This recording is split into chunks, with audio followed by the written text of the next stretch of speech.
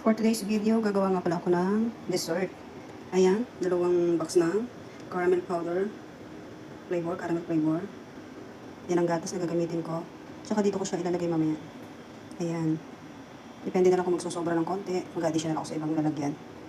Okay? Para may pan-dessert sila. Let's go! Nilagay ko na nga pala yung caramel flavor niya. Ayan. Para mamaya, diretso na siya pagka sinaginan.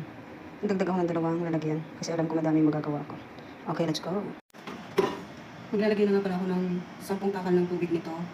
Kasi ito yung pagtatakalan mamaya pag lalagyan ko, kaya dito ko na lang isusukat. Ito mainit na tubig siya, pero iba maligam-gam nilalagay. Pero depende sa inyo. Okay? Baka mag-init.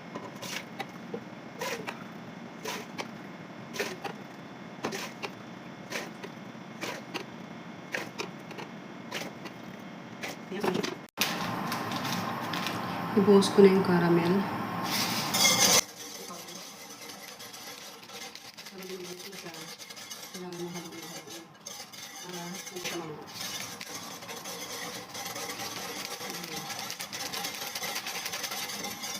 Silagay ko na rin yung gatas niya.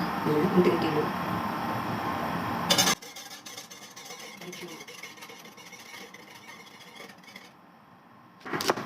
Tingnan ko yung apoy kasi sobrang mainit.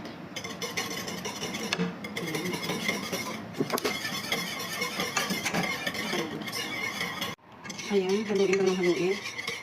Hanggang sa kumulo siya. Para hindi siya magdikit. Pag kumulo na siya, okay na. Ayan, kumulo na siya. Done na siya. Sasalin ko na siya dito sa ating mga lalagyan. Ayan. Parang madami yung nalagay ko ata. Okay lang yan. Pag sumobra, edi maglagay ulit tayo ng lalagyan.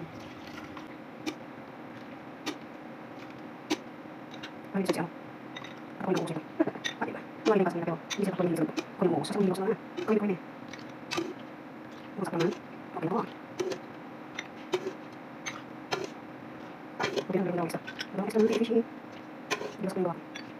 Dalawang lang sa kita. Okay. Ayan, done na siya. Nalagay ko na lang siya sa ref. Ayan, para siya ay tumigas. Okay. Thank you for watching.